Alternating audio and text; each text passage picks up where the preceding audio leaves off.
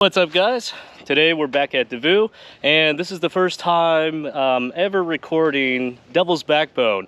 This is a purpose-built, kind of like an expert trail, I'd probably call it. Definitely a black diamond for sure. So what we have here are a lot of gap jumps, and they're high consequence because most of the landings are made of rocks. So high consequence if you case, but this is actually a really good trail, and it's the most technical trail in the Cincinnati area for sure.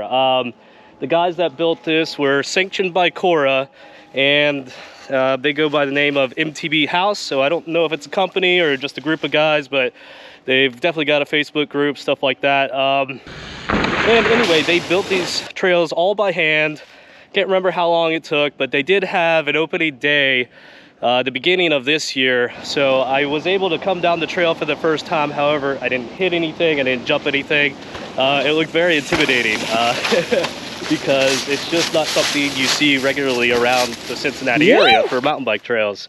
Well, you know, I've been getting more progressive with the bike and stuff like that. So finally yesterday, my buddy Taylor talked me into hitting it. Some of the jumps, he had done the lower portion, which is easier than the top. The top gets pretty technical. So a lot of people complain about it and don't like to ride it because of that reason. Well, I mean, yeah, it's warranted. If you got reserves about riding it and you've done gap jumps before and you're trying to get into doing this Devil's Backbone, I would suggest, one, find somebody that's done it. It's always easier if somebody can tow you in, give you the speed for the jumps.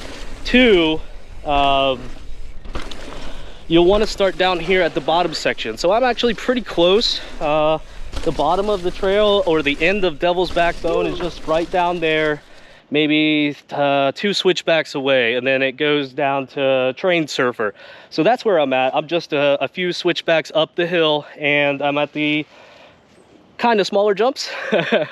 But the good thing about it is they are progressive as you go up the hill, which is cool, because if you're out here just doing a normal ride and you get, you know, the wild hair, you can just come a little bit up the trail of Devil's Backbone and you can start hitting jumps.